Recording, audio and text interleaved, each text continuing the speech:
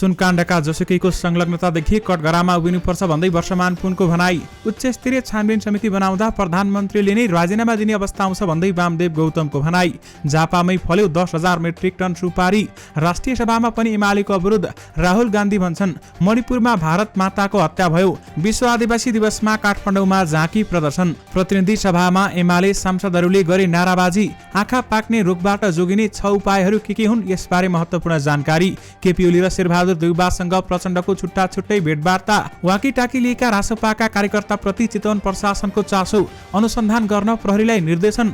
नागरिकता नियमावलीको ड्राफ्ट भइसकेको छ, आगामी क्याबिनेटमा पेश गर्छौं भन्दै गृहमन्त्री नारायण काजी श्रेष्ठको भनाई। विराटनगरका कापी उद्योगको सब सिराहामा भेटियो। विराटनगरको प्लास्टिक उद्योगमा आग लागि। विषालु च्याउ खाँदा 6 जना चेपाङ बिरामी। गौर हत्याकाण्ड बारेमा सरकारले गरेको सहमतिप्रति जनता समाजवादी पार्टीको चासो। संखुवासभा कारागारमा झडप हुँदा 2 जनाको मृत्यु। महाकालीको बालीले सतर्कता तह पार गर्यो। वनवासमा पुलबाट आउजाउ गर्न बन्द गरियो। गौर हत्याकाण्ड बारेमा केही गर्न नसकेकोमा आत्मलोचित छौं भन्दै डाक्टर बाबुराम भट्टराईको भनाई। सर्लाहीमा बाढीबाट 2 जनाको मृत्यु, 72 जनाको उद्धार। रोल्पा बस दुर्घटना अपडेट। वर्षमान पुनले भने घाइतेको उपचारमा समस्या भए मलाई सम्पर्क गर्नु। पाकिस्तानका पूर्व प्रधानमन्त्री इमरान खान 5 वर्षसम्म चुनाव लड्न नपाउने। राजधानीमै बाढीको वितण्डा, 100 घर डुबे, दर्जनौं गाडीमा क्षति। लगातार संसद अवरोधको विरोधमा गेटमै बोले राष्ट्रिय स्वतन्त्र पार्टीका सांसद। अबका निर्वाचनमा विदेशमा बस्ने नेपाली निर्णायक हुनेछन् भन्दै वर्षमान पुनको भनाई। नागरिकता सम्बन्धी नियमावली चाँडै मन्त्री परिषदमा पेश गर्दैछौं भन्दै उप प्रधानमन्त्री श्रेष्ठले भने एमालेको नाराबाजी र बेल घेराउपछि प्रतिनिधि सभा बैठक स्थगित गरियो। तामाकोसीमा माछा मार्न गएका बालकको पहिरोमा पुरिएर मृत्यु।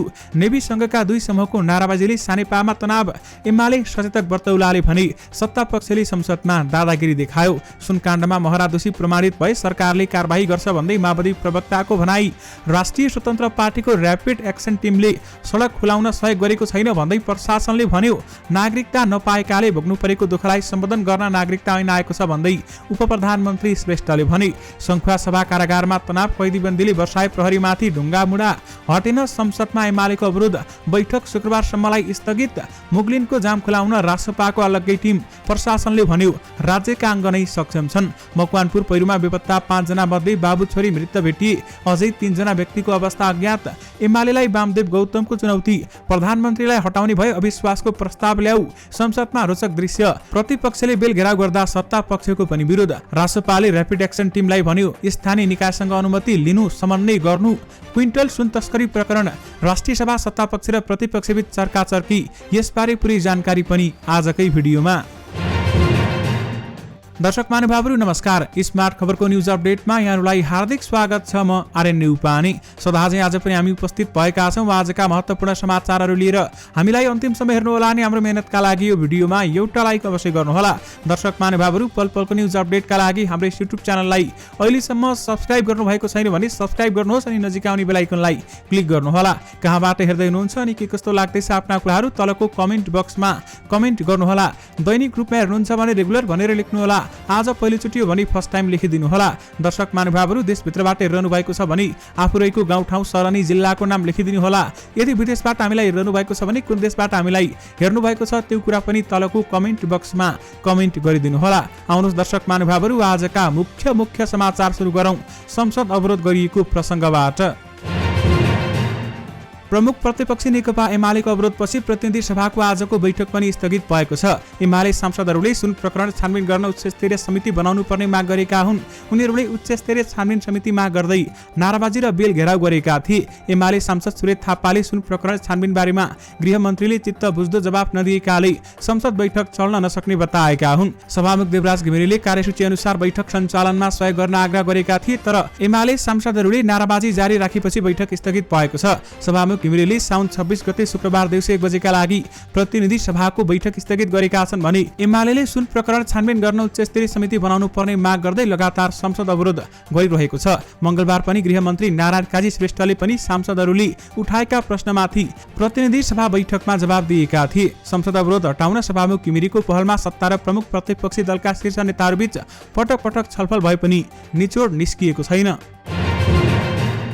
निरन्तर पानी परेका कारण दैनिक जस्तो अवरुद्ध भइरहने नारायणगढ मुगलिन सडक खण्डमा राष्ट्रिय स्वतन्त्र पार्टीले र्यापिड एक्सन टिम आरटी खटाएपछि स्थानीय प्रशासनले आपत्ति जनाएको छ। जिल्ला प्रशासन कार्यालय चितवनले आज एक विज्ञप्ति नै निकालेर रासोपाको उक्त कदममा गम्भीर ध्यानाकर्षण भएको जनाएको छ। पहिरोका कारण घण्टौं भइरहने जाम खुलाउन सुन्तला रङको विशेष पोसाक र सञ्चार सेट सहित आरएटी लेखेको युवा खटेपछि प्रशासनले ध्यानाकर्षण भएको जनाएको हो।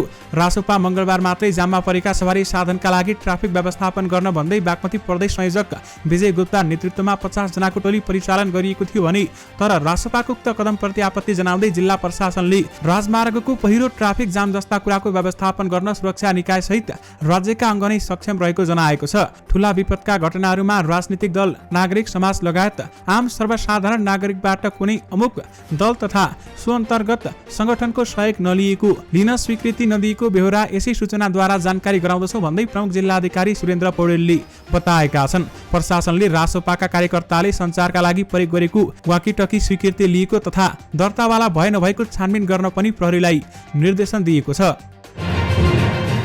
उपप्रधान एवं गृहमन्त्री नारायण काजी श्रेष्ठले नागरिकता सम्बन्धी देखिएका थप समस्या समाधान गर्न नियमावलीको अन्तिम ड्राफ्ट पूरा भइसकेको र आगामी मन्त्री परिषद बैठकमा पेश हुने बताएका छन्। आज काठमाडौँमा आयोजित एक कार्यक्रमलाई सम्बोधन गर्दै उनले यस्तो बताएका हुन्। उनले कानून न्याय तथा संसदीय मामिला मन्त्रालयको राय आइसकेपछि नियमावलीको अन्तिम ड्राफ्ट मन्त्री परिषदमा पेश हुने बताएका छन्। उनले भनेका छन्, नेपाली वास्तविक नागरिकहरूको नागरिकता पाउन सक्नेहरूलाई नागरिकता दिने अवसर खुला भएको छ। अब धेरै समस्या त्यति बाँकी छैनन् र यसलाई हामीले नियमावली मार्फत हल गर्दै नियमावलीको सम्पूर्ण ड्राफ्ट पूरा भइसकेको छ। हामी यही वा अर्को हप्ता क्याबिनेट लैजाँदैछौँ, त्यसमा कानून मन्त्रालयको अन्तिम राय बाँकी छ। उनले नागरिकता पाउनेहरूले नेपाली नागरिकता नपाउँदा परेको दुःखलाई सम्बोधन गर्नका लागि नै नागरिकता ऐन बनाएको समेत अथवा आएको समेत बताएका छन्। लगातार प्रतिनिधि सभा बैठकको विरोध हुँदा जनताका कुरा राख्न नपाएको भन्दै राष्ट्रिय स्वतन्त्र पार्टी रासोपाले आज रचनात्मक रूपमा विरोध गरेको छ। नयाँ बानेश्वर स्थित संघीय संसद भवनको मूल गेटमा रासोपाका 20 जना सांसदहरूले सभामुख देवराज घिमिरेलाई सम्बोधन गर्दै आफ्ना कुरा राखेका हुन्।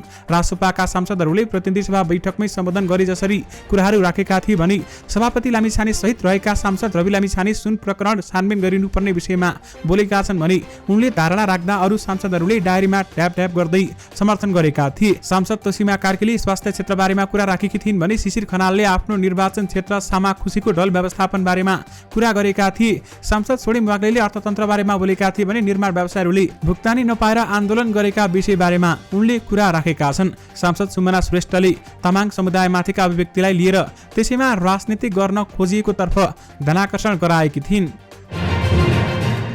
नेकपा माओवादी केन्द्रका उपमहासचिव वर्षमान पुन अनन्तले 100 किलो सुन तस्करी प्रकरणमा आफ्नो दलका कुनै पनि नेताको संलग्नता पुष्टि हुने आधार भए कानुनी कठघरामा उभिनुपर्ने बताएका छन्। छानबिनबाट जो कोही नेता वा व्यक्ति संलग्न भएको देखियो भने न्याय सम्पादनलाई सहयोग गर्नुपर्ने उहाँको भनाइ छ। यदि कुनै पनि तहको नेताले गल्ती गरेको रहेछ र छानबिनले देखाए उ जान्छ। पुनले उपत्यका विशेष प्रदेशको जिम्मेवारी सम्हाल्दै प्रेस डाँडामा आज भने, तर आरोप लाग्दैमा कोही पनि अपराधी हुँदैन, आरोप लाग्दैमा हो भनेर जानु पनि हुँदैन। पुनले सुन तस्करी प्रकरणको छानबिन प्रहरीको केन्द्रीय अनुसन्धान ब्युरो सीआईबीले गरिरहेको भन्दै प्रहरीको छानबिन सकिएपछि प्रतिपक्षी एमालेले भने जस्तो विशेष समिति गठन गर्न सकिने विकल्प बाँकी रहेको औँल्याएका छन्। उनलाई केही दिन अघि सकिएको केन्द्रीय समितिको बैठकले उपत्यका विशेष प्रदेश समितिको इन्चार्जको समेत जिम्मेवारी दिएको छ। प्रधानमन्त्री पुष्पकमल दाहाल प्रचण्डले संसदको अवरोध खुलाउने विषयमा प्रमुख प्रतिपक्षी दल नेकपा एमालेका अध्यक्ष केपी शर्मा ओली र प्रमुख सत्ता घटक नेपाली कांग्रेसका सभापति शेरबहादुर देउवासँग भेटवार्ता गरेका छन्। विगतमा सामूहिक भेट्दै आएका प्रधानमन्त्री प्रचण्डले आज छुट्टा छुट्टै भेट गरेका हुन्। प्रधानमन्त्री निवास बालाटारमा भएको भेटमा संसदमा जारी अवरोध र अन्य राजनैतिक विषयमा समेत छलफल भएको प्रधानमन्त्रीको सचिवालयले जनाएको छ। एमालेले साउन 10 गते यता प्रतिनिधि सभाको बैठकलाई कार्यसूचीमा प्रवेश गर्न दिएको छैन भने संसद नचलेका कारण संसदीय समितिका सभापति चयन लगायतको प्रक्रिया समेत अगाडि बढ्न सकेको छैन। भेटमा प्रधानमन्त्री प्रचण्डले सरकारको प्राथमिकता राखेर संसदमा दर्ता गरेका विधेयकहरू अड्किएको र त्यसले नेपालकै छविलाई समेत अप्ठ्यारो पार्न सक्ने भनी शीर्ष नेताहरूको ध्यानाकर्षण गरेका छन्। चितवनको नारायणगढ मुगलिन सडक खण्डमा वाकीटाकी लिएका राष्ट्रिय स्वतन्त्र पार्टी रासोपाका कार्यकर्ता देखिएपछि जिल्ला प्रशासन कार्यालयले प्रहरीलाई छानबिन गर्न निर्देशन दिएको छ। पहिरो गएको ठाउँमा देखिएका रासोपाका कार्यकर्ताले लिएको वाकीटाकी दर्तावाला हो कि होइन भन्ने विषयमा छानबिन गर्न जिल्ला प्रशासन कार्यालयले प्रहरीलाई निर्देशन दिएको र त्यसरी रासोपाका नेता कार्यकर्ता जान नमिल्ने समेत बताइएको छ। रासोपाका समर्थकहरूले पहिरो पन्छाउँछन् र जाममा परेका सवारी साधनको ट्राफिक व्यवस्थापन गर्न रासोपाको टोली खटेको छ भनेर प्रचार गरेका थिए। त्यसपछि जिल्ला प्रशासन कार्यालय चितवनले चासो देखाएको हो। यसैबीच जिल्ला प्रशासन कार्यालय चितवनले राष्ट्रिय स्वतन्त्र पार्टीको र्यापिड एक्सन टिम र्याटले मुगलिन नारायणगढ सडक खण्डको पहिरो खुलाउन तथा ट्राफिक व्यवस्थापन गर्न कुनै पनि सहयोग नगरेको बताएको छ। रासोपाले नारायणगढ मुगलिन सडक खण्डमा र्यापिड एक्सन टिम खटाएको दावी गरे पनि प्रशासनले आज विज्ञप्ति जारी गर्दै यसबारेमा ध्यानाकर्षण गराएको छ। भाग्न खोज्दा पक्राउ परेका 2 जना कैदीबन्दीको अन्यले गरेको कुटपिटका कारण ज्यान गएपछि सङ्खुवा सभा कारागारमा तनाव भएको छ। अन्य बहुसंख्यक कैदीको कुटाइबाट 2 जना कैदीको मृत्यु भएपछि अहिले कारागार प्रशासनको अवस्था तनावग्रस्त बनेको हो। मादी नगरपालिकाका 5 का 19 वर्षीय विनोद तोलाङ्गी र नुवाकोट ककनी गाउँपालिका 7 का 28 वर्षीय आकाश बलामीको मृत्यु प्रकरणमा प्रहरीले 9 जनालाई नियन्त्रणमा लिएको जेलर राजेन्द्र घिमिरेले जानकारी दिनुभयो। तोलाङ्गी बलात्कार र बलामी चोरी मुद्दामा कैद सजाय भुक्तान गरिरहेका थिए भने 2 कैदीको मृत्यु र 9 जना कैदीबन्दी पक्राउ परेपछि कारागार क्षेत्रमा तनाव भएको छ। अहिले भित्रबाट कैदीबन्दीहरूले प्रहरीमाथि ढुङ्गामुला गरिरहेका छन्। मंगलबार राति कारागारको झ्यालको रड तोडेर भागेका 2 जनालाई प्रहरीले पक्राउ गरेपछि फेरि कारागारमा लगिएको थियो, तर उनीहरूलाई अन्य कैदीले कुटपिटपछि ज्यान गएको हो। घटनापछि जिल्ला प्रशासन कार्यालयले एक छानबिन समिति गठन गरेको छ। सहायक प्रमुख जिल्लाधिकारी मोहन मणि घिमिरेको नेतृत्वमा 3 सदस्यीय छानबिन समिति बनाएको प्रमुख जिल्लाधिकारी शिवकुमार कार्कीले बताउनु भएको छ। दर्शक महानुभावहरू, तपाईहरुमा आज देशभर बाढी पहिरोको अवस्था के कस्तो रहेको छ यसबारेमा जानकारी गराउन चाहे। महाकाली नदीको बाढीले सतर्कताको तह पार गरेको छ। बाढीको भाव 1,31,000 क्युसेक मापन भएपछि शारदा ब्यारेज बनबासा पुलमा 4 पाङ्ग्रे सवारी साधनलाई आउजाउ गर्न रोक लगाइएको छ भने जल तथा मौसम विज्ञान विभागको बाढी पूर्वानुमान महाशाखाले सूचना जारी गर्दै डडेलधुरा र कञ्चनपुरका नदी तटीय क्षेत्र र डुबान भइरहने होच्चा भूभागमा रहेकाहरूलाई दिउँसो 3 बजेसम्म सतर्कता अपनाउन आग्रह गरेको छ। महाशाखाका अनुसार डडेलधुरा स्थित पारी गाउँ बाढी मापन केन्द्रमा बाढीको तहले 5.80 मिटर पार गरेको छ भने सो केन्द्रमा बाढीको सतह 7 मिटर पुगेमा खतरा मानिन्छ। बाढीले सतर्कताको तह पार गरेपछि भारतीय सीमा सुरक्षा बल एसएसबीले पुरानो भइसकेको बनबासा पुलबाट 4 पाङ्ग्रे सवारी साधन सञ्चालनमा रोक लगाउने गरेको छ। त्यसैगरी सर्लाहीमा भारी वर्षाका कारण खोलामा आएको बाढीले बगाउँदा 2 जनाको ज्यान गएको छ। मंगलबार साँझ बाढीमा फसेका 72 जनाको समेत उद्धार गरिएको छ भने सर्लाहीको बाँके खोलाले बगाउँदा हरिपुर नगरपालिका 7 का 60 वर्षीय भोला चौधरीको मृत्यु भएको प्रहरी उपरीक्षक नरेश राज सुवेदीले जानकारी दिए।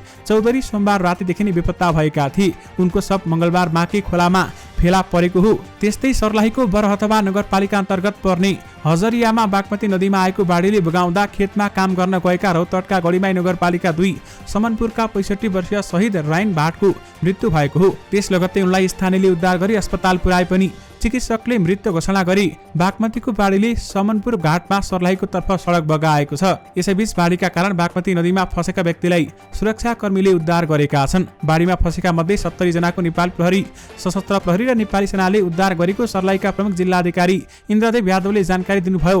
कतिपय व्यक्तिले पौडी खेलेर ज्यान जोगाएका थिए। त्यसैगरी भारी वर्षाले देशका कतिपय भूभागमा जस्तै काठमाडौँमा पनि बाढी र डुबानको समस्या देखिएको छ। काठमाडौँ प्रहरी परिसर र महानगर प्रहरीले निकालेको क्षतिको प्रारम्भिक तथ्याङ्क अनुसार काठमाडौँ जिल्लामा मात्रै 100 भन्दा धेरै घर डुबानमा परेका छन् भने 2 घर भत्किएका छन्। काठमाडौँ प्रहरी परिसरका अनुसार कागेश्वरी मनोहरा नगरपालिकाको ढुङ्गेधारामा घर भत्किँदा 1 जना घाइते भएका थिए। यस्तै बाढीकै कारण अन्य घरहरूमा क्षति पुग्दा सोही स्थानमा अन्य 2 जना पनि सामान्य घाइते भएका थिए। त्यसैगरी दोलखामा पहिरोमा पुरिएर एक बालकको मृत्यु भएको छ। बिगु गाउँपालिका 2 ओराङका 14 वर्षीय तिरिस तामाङको मृत्यु भएको हो। तामाकोशी नदीमा माछा मार्न गएको तामाङको पहिरोमा पुरिएर मृत्यु भएको इलाका प्रहरी कार्यालय सिंगटीले जनाएको छ। त्यसैगरी मकवानपुर बागमती 5 सिक्रे दोभानमा पहिरोसँगै बगेर बेपत्ता 5 जना मध्ये बाबु छोरी मृत भेटिएका छन्। प्रहरी चौकी भोरलेनीका अनुसार 60 वर्षीय अकल बहादुर स्याङटान र उनकी छोरी 22 वर्षीय शिला पहरी मृत अवस्थामा फेला परेका छन्। उनीहरूको शव घर बगाएको ठाउँबाट 10 किलोमिटर दक्षिण बागमती नदीको बगरमा फेला परेको जिल्ला प्रहरी कार्यालय मकवानपुरले जनाएको छ। बेपत्ता 6 जना मध्ये 1 जनाको भने मंगलबार उद्धार गरिएको छ। उनको उपचार जारी छ भने अझै 3 जना बेपत्ता अथवा 3 जना पत्ता लाग्न सकेका छैनन्।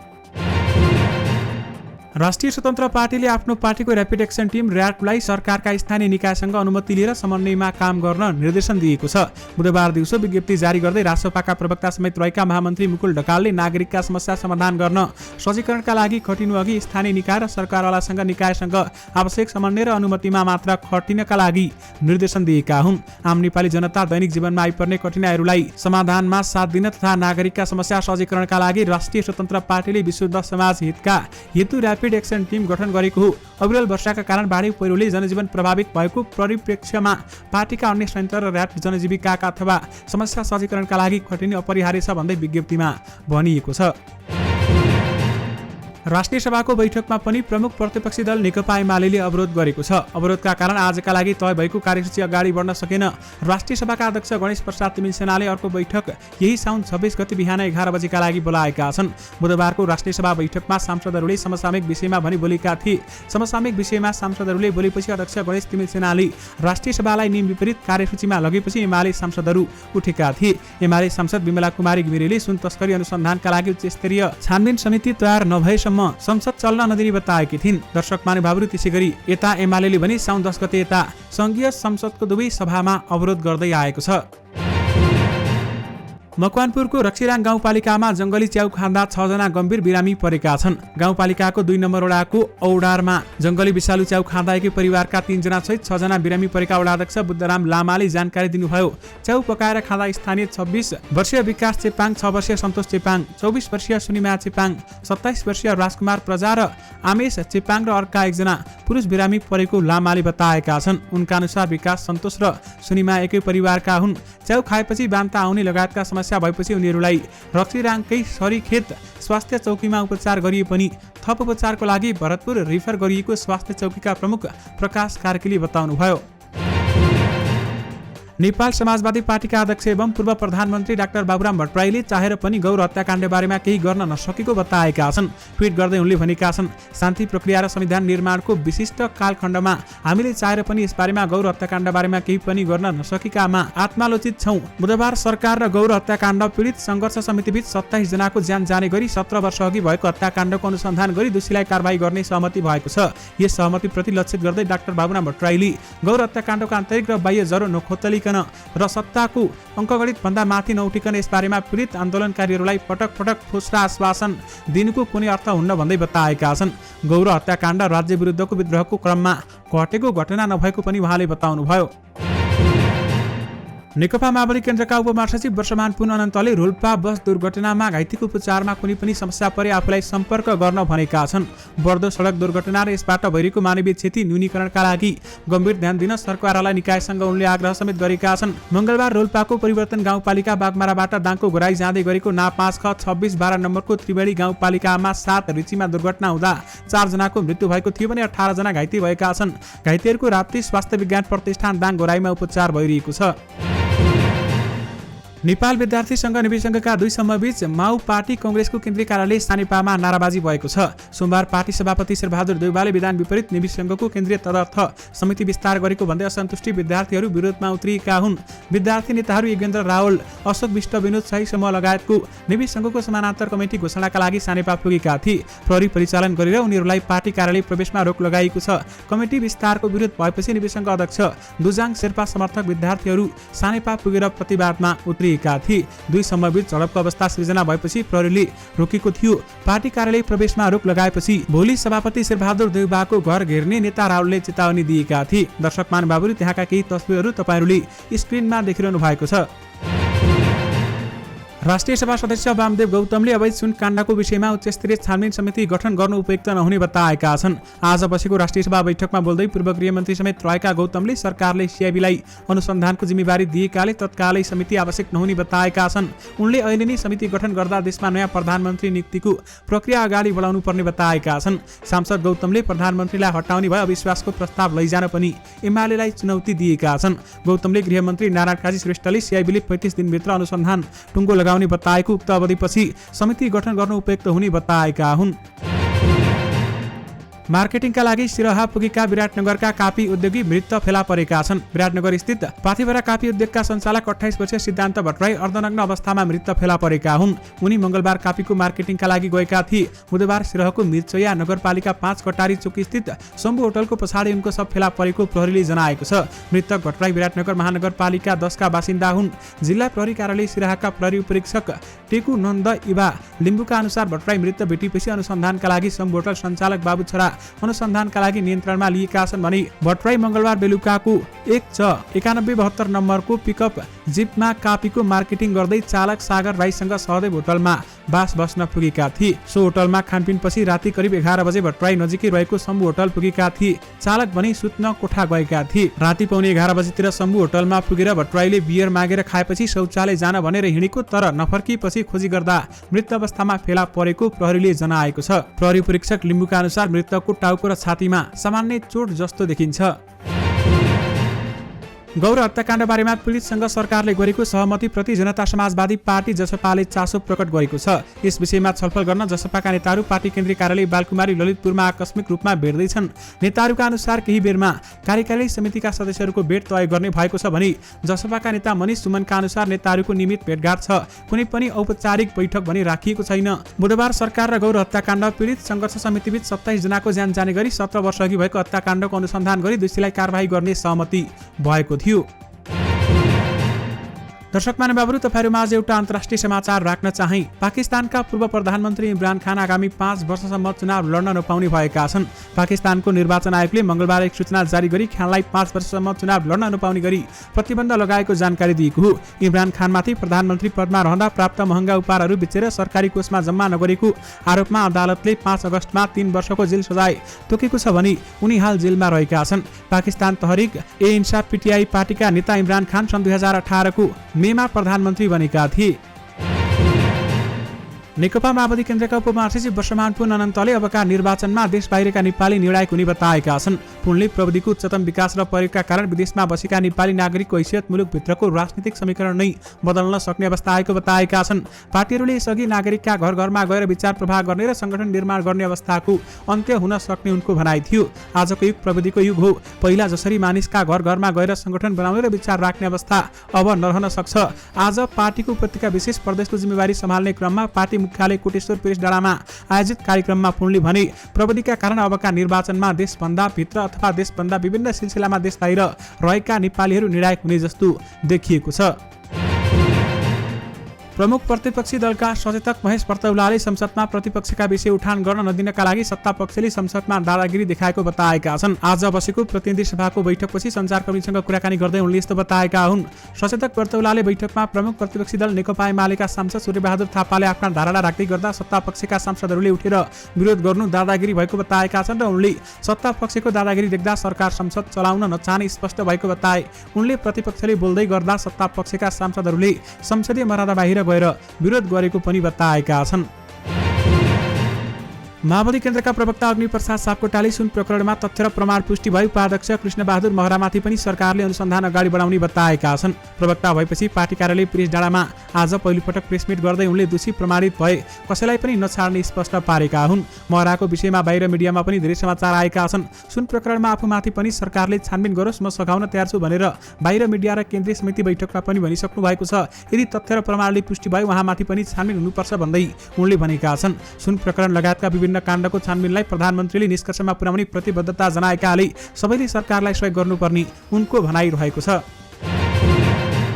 धान र चिया उत्पादनका लागि प्रसिद्ध झापा महत्त्वपूर्ण नगदे कृषि बाली सुपारीको उर्वर जिल्लाका रूपमा उचित समेत मानिएको छ। धार्मिक कार्यमा निवारण र विवाहदेखि मृत्यु संस्कारसम्म नभई नहुने सुपारीलाई औषधीय अथवा गुणयुक्त मानिन्छ।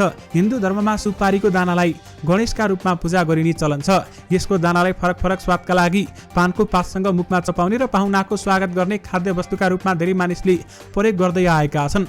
दर्शक महानुभावहरू, अहिले भने झापामै 10,000 मेट्रिक टन सुपारी फलेको छ। झापामा 2770 हेक्टरमा सुपारी खेती हुँदै आएको छ। भारतमा कांग्रेस आएका सांसद राहुल गान्धीले मणिपुरमा मोदी सरकारले भारत माताको हत्या गरेको आरोप लगाएका छन्। प्रधानमन्त्री नरेन्द्र मोदी विरुद्ध दर्ता भएको आत्मविश्वास अविश्वास प्रस्तावमाथि लोकसभामा आज दोस्रो दिन भएको छलफलमा भाग लिँदै राहुलले आफ्नो भारत जोडो यात्राको चर्चा गरेका छन् भने कन्याकुमारीदेखि कश्मीरसम्मको यात्राका क्रममा दैनिक 25 किलोमिटर हिँड्छु भन्ने आफ्नो अहंकार 2-3 दिनमा चुरचुर भएको उनले सुनाएका छन् र उनले अघि भने भारत हरेक अहंकारलाई नाश गर्छ भन्दै उनले बताए।